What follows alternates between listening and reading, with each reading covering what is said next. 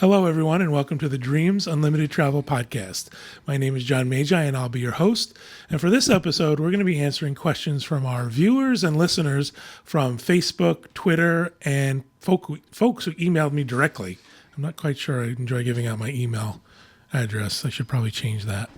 At the panel this week, I have Client Services Manager Kevin Close. Hello, everybody. We have Agent Consultant Tracy Heinrichs. Hi, everyone.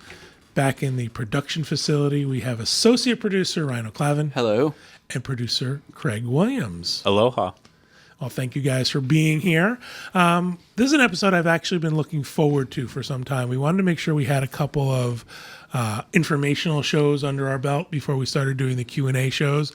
But what this has done is this has given me the opportunity not only to, go and answer people's questions, but to see what are people concerned about? What are they thinking about? So possibly these might be something for content for future shows. So I thought that was interesting to get an idea of what are people's concerns when it comes to their travel.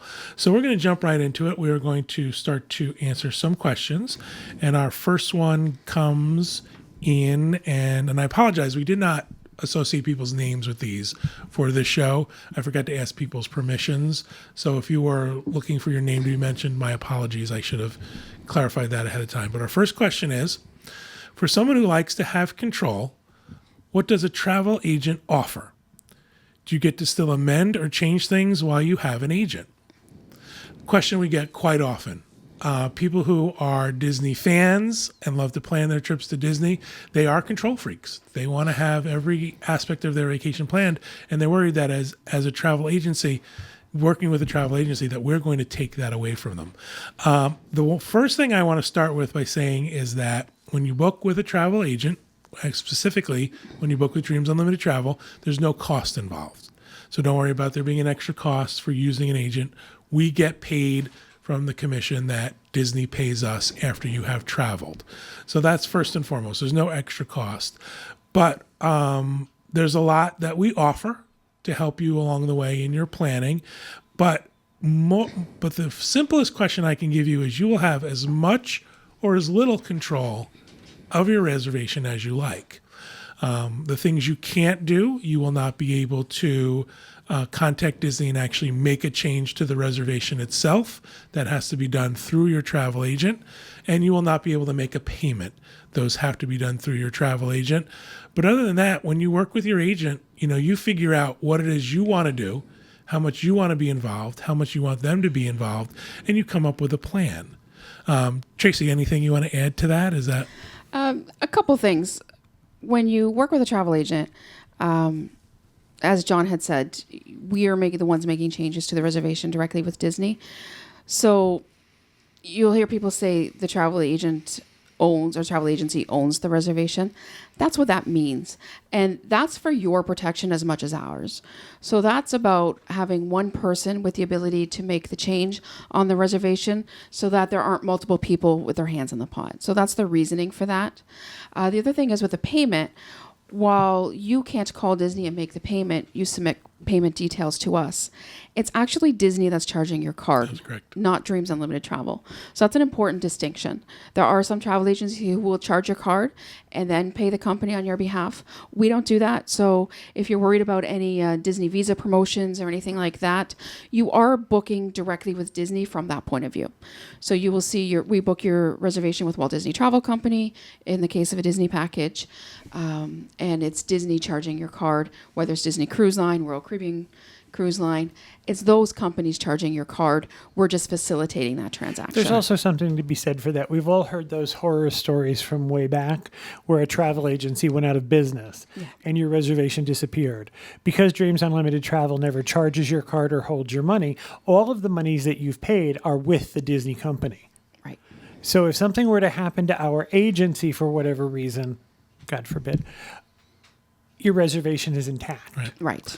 And going back to the whole control issue, with Walt Disney World and Disney Cruise Line, there's now things you can do online, reservations you can make, things you can book in advance, and through things like My Disney Experience or Walt Disney World, You have complete control to do all of that yourself. You still have access to My Disney Experience. You can still do all of that. Or you can ask your agent to either assist you with that or do it for you or answer questions. So you don't have to be sort of quote unquote worried that my agent's not going to do it for me. If you're that concerned about having it done, you can do it yourself. Get on My Disney Experience, book your fast passes, book your dining. All of that is up to you. The only thing you really can't do is you really can't call up and, let's say, change your room or your dates or something like that. That has to be done through the travel agent. And we do monitor for discounts.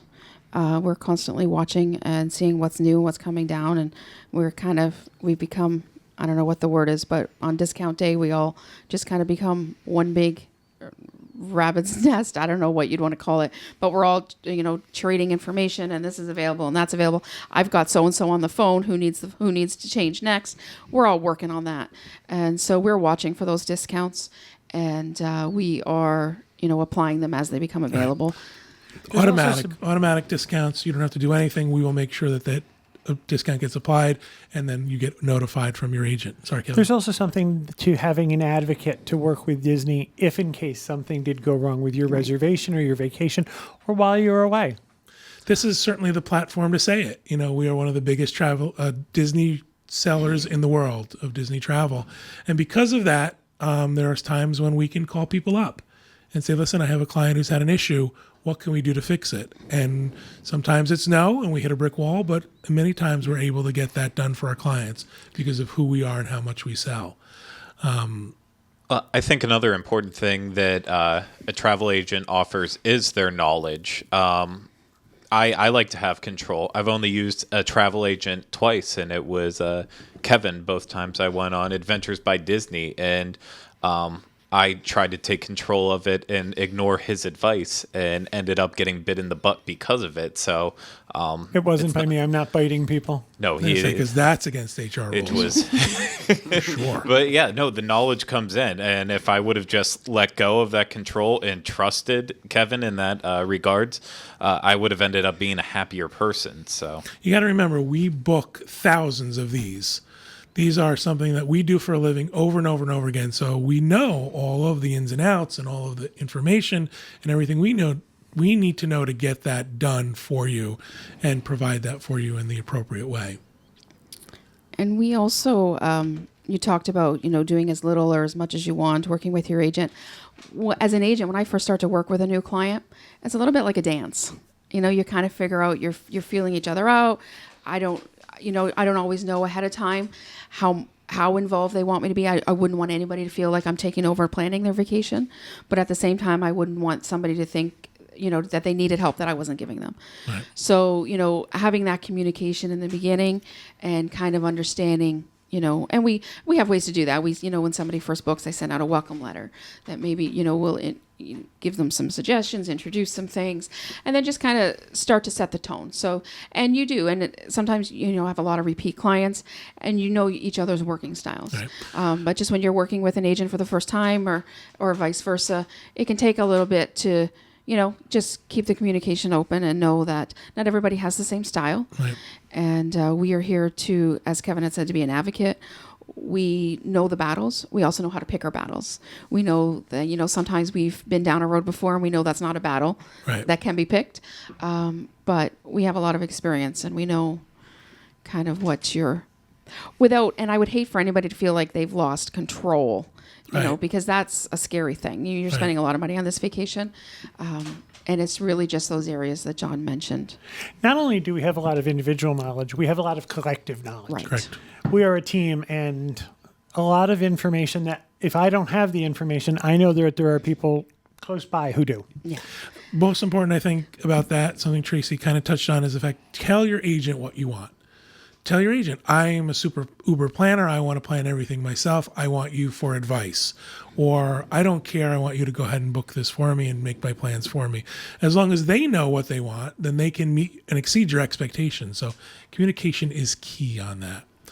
All right, our next question. Very, very high up on my bucket list is a Disney cruise. When should you book, and are there ever any discounts on Disney cruises? Also, I'm the biggest Disney fan in the family. everyone else can take or leave Disney, believe it or not. Will my dear husband and 13-year-old dear son have fun too? I should have written these out myself. Tracy, go ahead. Disney Cruise Line. Tell them all about those Can great I first hear you discounts. say dear husband and dear son again? Dear husband and dear son. First of all, with a Disney Cruise, when should you book? As soon as humanly possible. Right.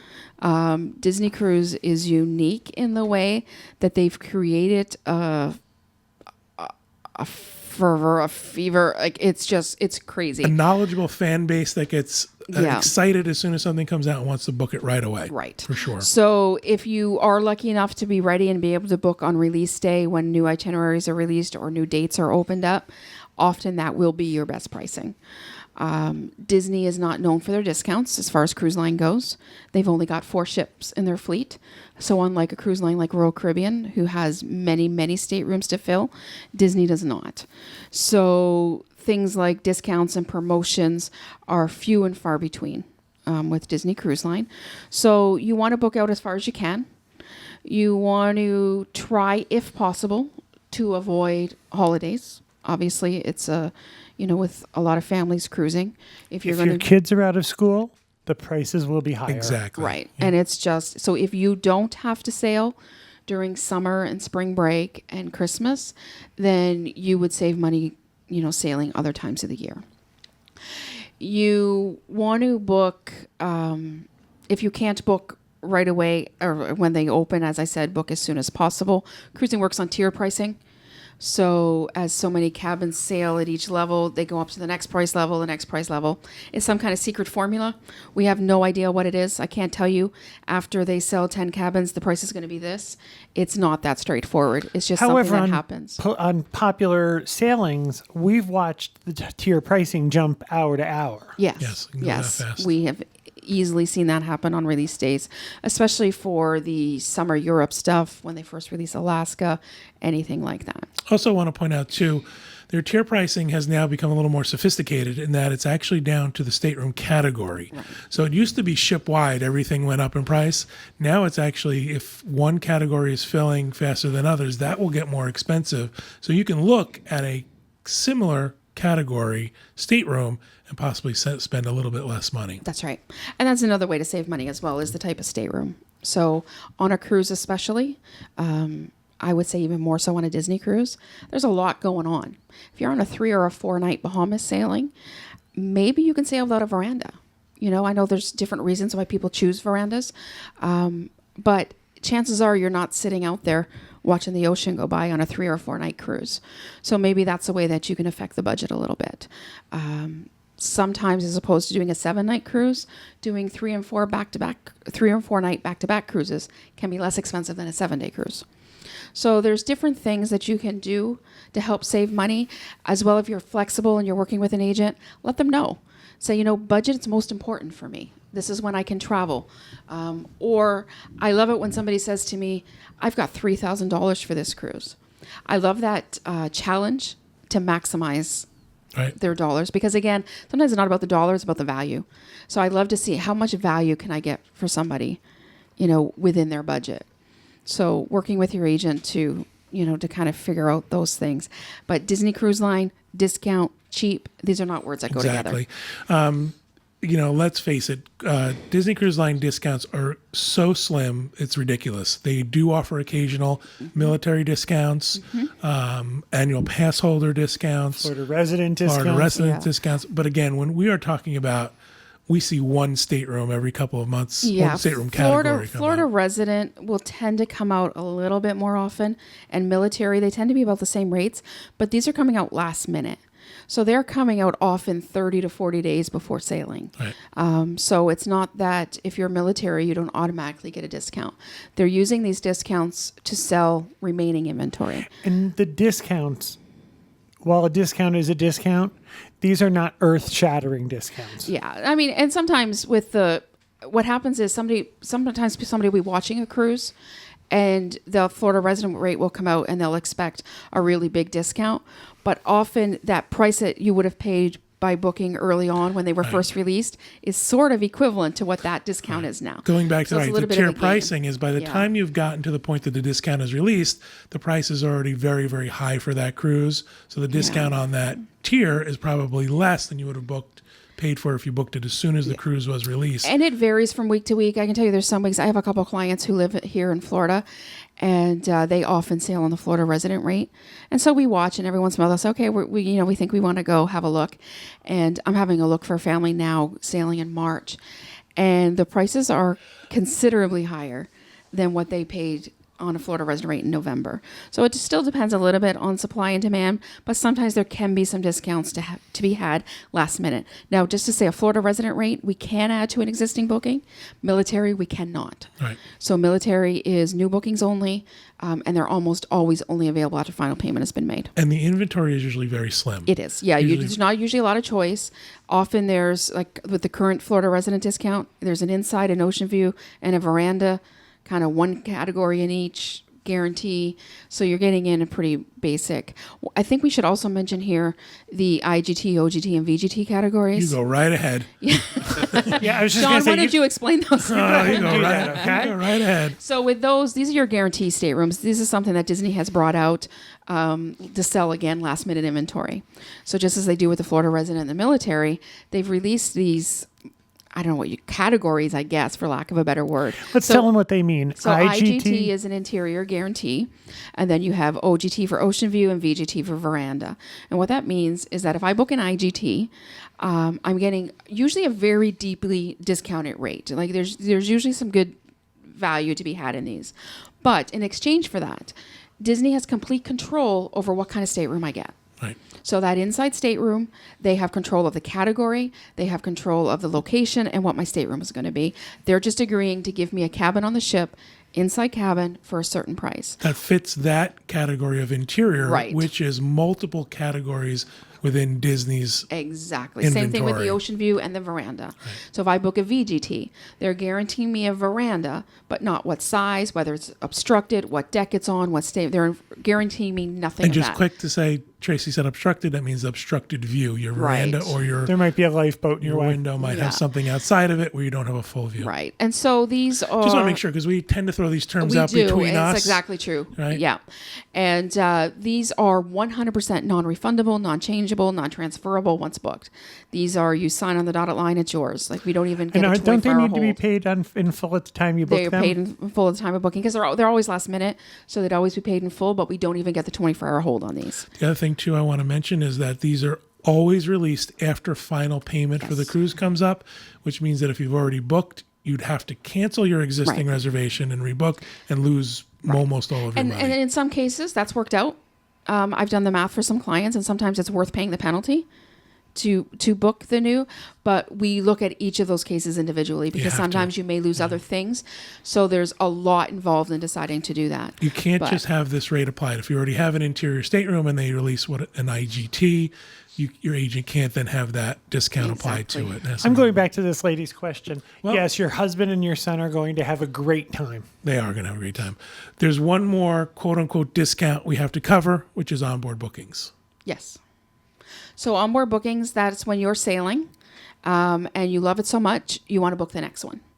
So there are two different types of onboard bookings. One is called a placeholder. So this is you're giving Disney $250 and they're giving you a reservation number and you've got 2 years to decide what you're going to use that reservation number for.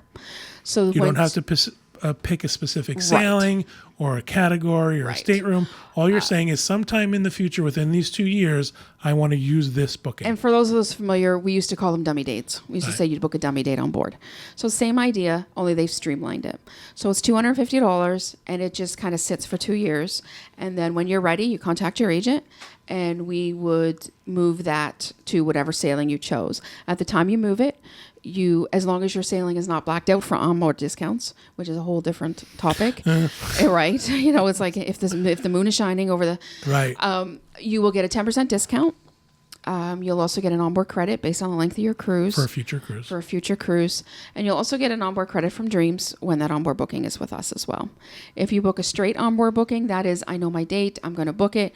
You book the actual reservation on board, you get the 10% discount, If it's 7 nights or longer, it's half price deposit. You get the onboard credit from Disney Cruise Line. And then again, if you booked that under the agency, you would get an onboard credit from Dreams as well. That is correct. And in order to book onboard, you must be booking under the same agency that booked that reservation for you originally. That is correct. One of the little things I want to sort of throw in there is it completely went out of my head about onboard bookings.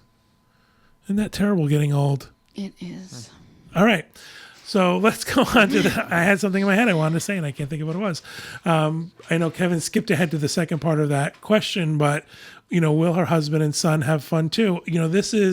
While it's Disney, this is not a theme park. Right. So this doesn't, if they don't enjoy a theme park, we're looking at a different type of vacation. It's still Disney, but there's tons of stuff for everybody to do. This is still a cruise. This is a cruise vacation with a Disney theme to it, but it's not a theme park. It's not, if you don't want to go and hang out and have your pictures with characters, don't. Exactly. But it's the Disney level of service we've come to expect. The Disney, it's Disney. The staterooms on a Disney ship are fantastic. I remember what The I wanted to say. entertainment. Don't talk anymore. I was just going to go away again. What I wanted to say was with the onboard bookings, if you know now before you're going to sail in the future, if you know now there's a sailing you want to book, we always suggest book that sailing now, even before you get on the ship, because there could be such a difference in the tier pricing by the time you sail that the 10% discount and the shipboard credit is negated by the increase in price. Exactly.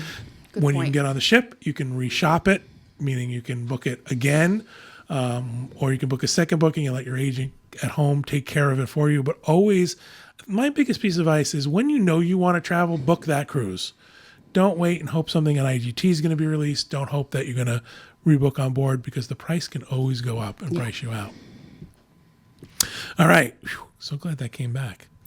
All right. So we are looking at now our next question, and I've lost where I'm going. Okay. My family of 4, 2 kids, ages 7 and 9, have traveled with Disney many times. We visited Walt Disney World, Disneyland Resort, Disney Cruise Line, and our DVC members. We'd love to try an ABD trip, but would have to forego probably 2 years of vacations to save up. Is it worth the sacrifice? If someone said to you, your next trip can be an ABD, but you can't travel at all for 2 years, would you do it? My answer is going to be it actually depends on the trip. If this were a bucket list trip for me, if this were a place I wanted to go badly and thought I'd never have the chance to go, yeah, I would give up 2 years of vacation to do that trip. I would tell you it would depend entirely on your children.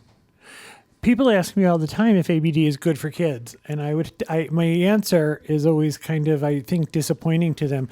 Only you know your kids.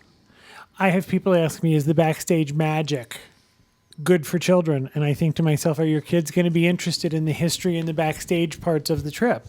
Are your kids going to be interested in the Great Wall of China? You have to decide if that's the thing. If you want them to see a certain place, in my opinion, these are luxury vacations. And you would have to weigh one way or another. As we were talking about as we've talked about in the past with booking Aulani or booking the Grand Floridian, if you're booking a top-end resort, is it worth do you get the value out of that resort, or would you rather book a much less expensive resort and take a trip every year? It depends on what you see value in. I think these trips are out of this world. Absolutely amazing. Are they worth saving up for? Yes. My answer might have been different when I was 15. I think when I was 15, I would have said, no, I want to go to Disney World every single year. As I get older, I want to visit more exotic places, which are more expensive. So again, this will depend on your family and your kids and what you want to see and what you want your kids to see. Yeah, in my family, coming down to Disney World happened it happened a lot. It was usually either Hilton Head, Colorado, or Walt Disney World, and it just rotated on that. Apparently, whenever my sister and I both graduated, my dad promised that we could go on a vacation anywhere we want. I don't remember getting that deal because we ended up coming down here to Disney World whenever I graduated. And now, looking back at it, he says that I was so stupid that I could have gone to Europe, I could have gone to Hawaii, anywhere, but I chose here. Again, I still don't remember doing that, but I'll take his word on it. But, you know, that young of an age, 7 and 9, that still might be bordering on it. But after like 13, maybe 12, 13, that's when you have to start thinking about maybe I should make this decision also for my children. Because if my parents would have said, no, we're going to go travel to Europe, and that's just it, we're going to skip Disney World for a couple years. At the time, I might be a little pissy with them, but looking back onto it now, where I'm dreaming of maybe, you know, skipping vacations for the next 5 years to hopefully do an ABD trip, one of the grand ones that goes to someplace exotic like Asia or a more exotic Europe trip. I would rather have had my parents force that experience on me whenever I wanted to come on these trips. And I feel like dealing with like younger kids that are in school or anything like that, like you have so much that's occupying your life. So like those 2 years are going to fly by when you're younger. Like you won't remember that big gap later in life. And but whereas you might remember that Adventures by Disney for forever. You know, it's also people are at different stages in life, and people have different income and different abilities. There are people who forego a regular vacation every 2 years to come to Disney. So, you know, people are making that sacrifice in their lives. They're deciding, you know what, maybe we're not going to take a short trip to the ocean, to the beach. We're not going to go to the mountains this year because 2 years from now we want to go to Walt Disney World or we want to go on a cruise. It's your personal decision of what you want to do. Where you set your priorities. Right. Again, I go back to, if this is a bucket list trip for you, something you've always wanted to do, skip Disney World for a year and go on Adventures by Disney. Just my opinion.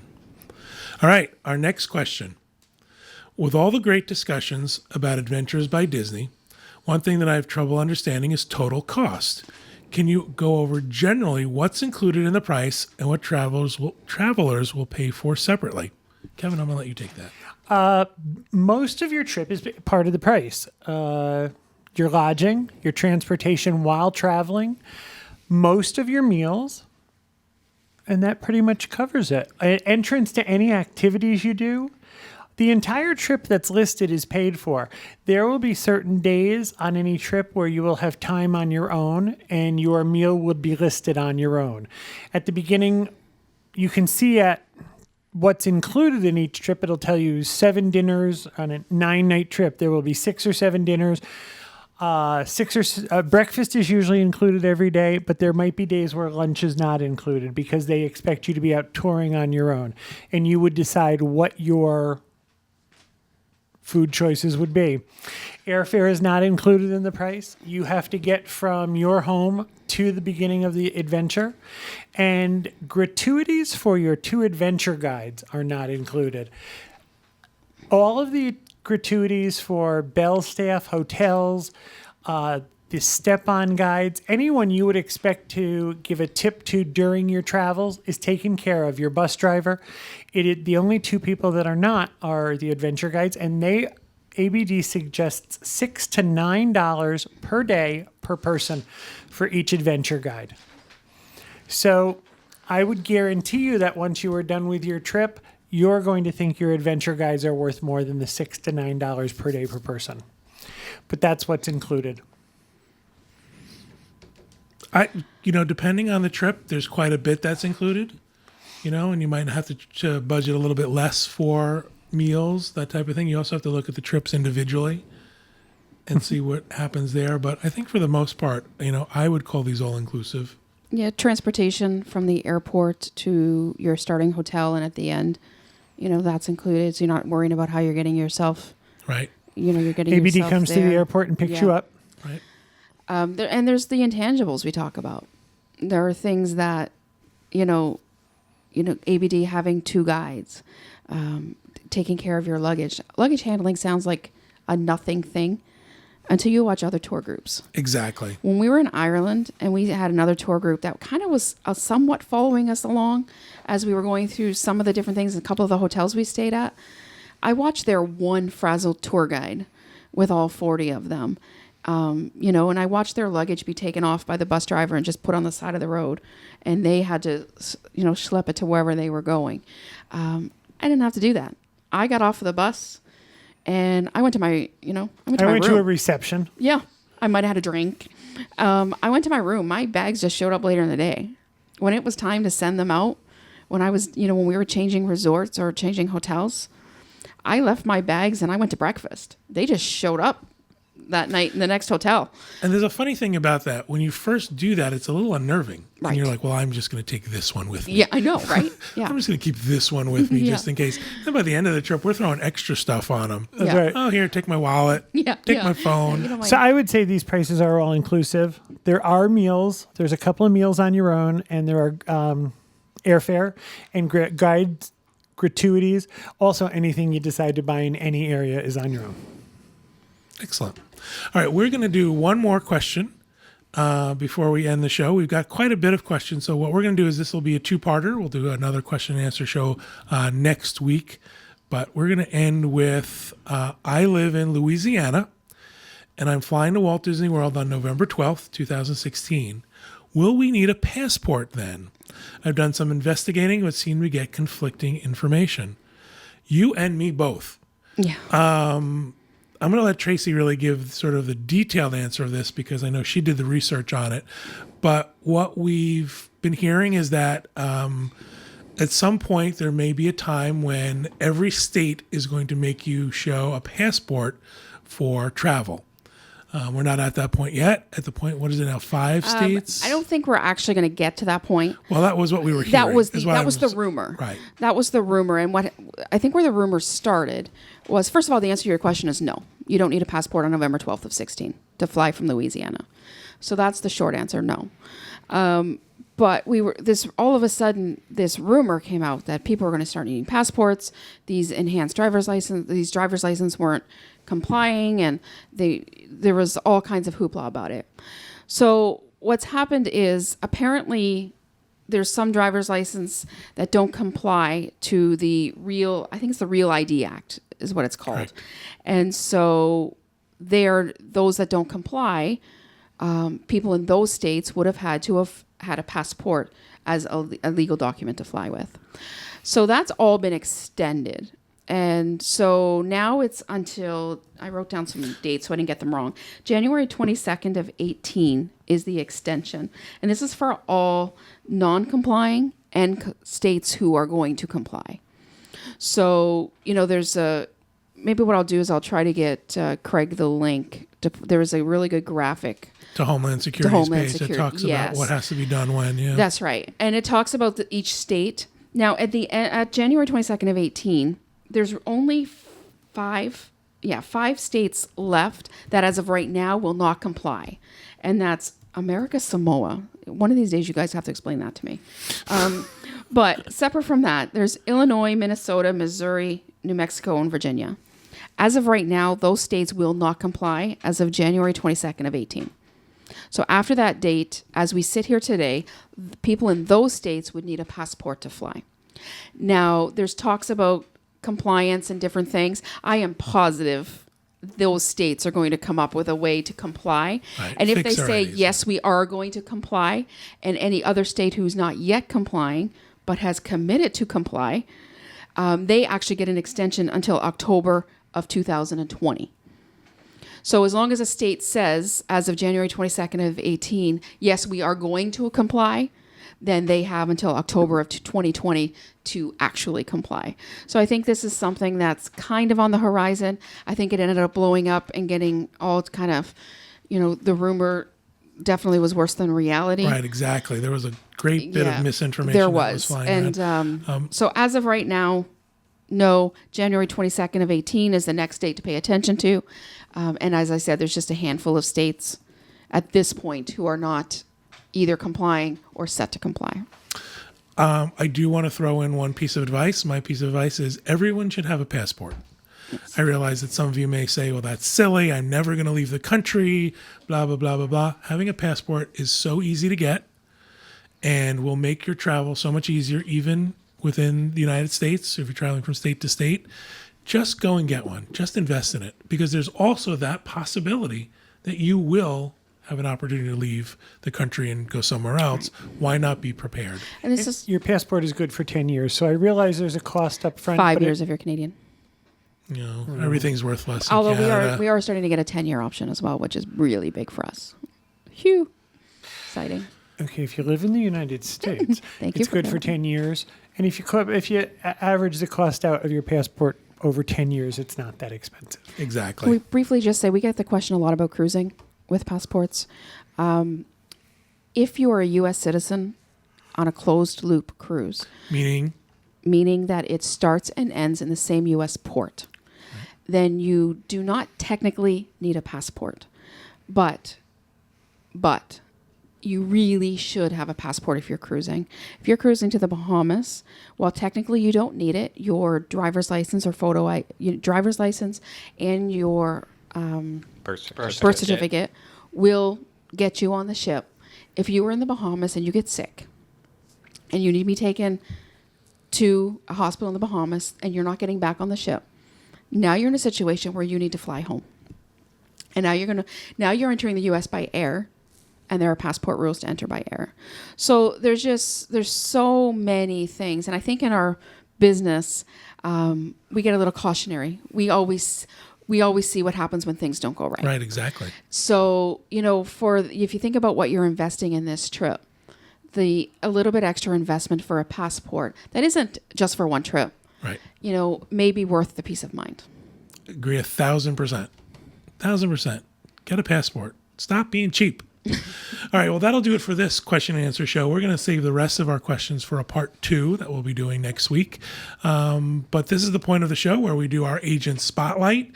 Each week, we like to highlight one of our Dreams Unlimited travel agents and give them the opportunity to be seen and for you to learn a little bit about them, especially if they can't be here or come to the studio. And this week, we are going to spotlight Kathy Whirling. Kathy has worked for Dreams Unlimited Travel for almost 10 years. She lives very close to Walt Disney World and visits several times a week. I think it's actually several times a day. After living here for 12 years, she still hasn't gotten tired of being so close to the theme parks. Kathy loves helping her clients plan their perfect vacation. Kathy's also part of the Diz Unplugged weekly podcast and the Diz content team. Kathy's biggest piece of advice when planning a Walt Disney World vacation is to, quote, pack your patience. Her second piece of advice is to allow yourself time to enjoy the details and the magic around you. You just might create some wonderful family memories. The theme parks are the perfect place to forget about life for a while. Kathy specializes in Walt Disney World, Disney Cruise Line, and Universal Orlando Vacations. So if you're interested in working with Kathy, she is Kathy, KATHYW, at dreamsunlimitedtravel.com. Thank you, everybody, for participating in our conversation and for being here. Thank you, everybody at home, for watching and listening. We truly appreciate it. We hope you have a great week, and we hope you have a great vacation.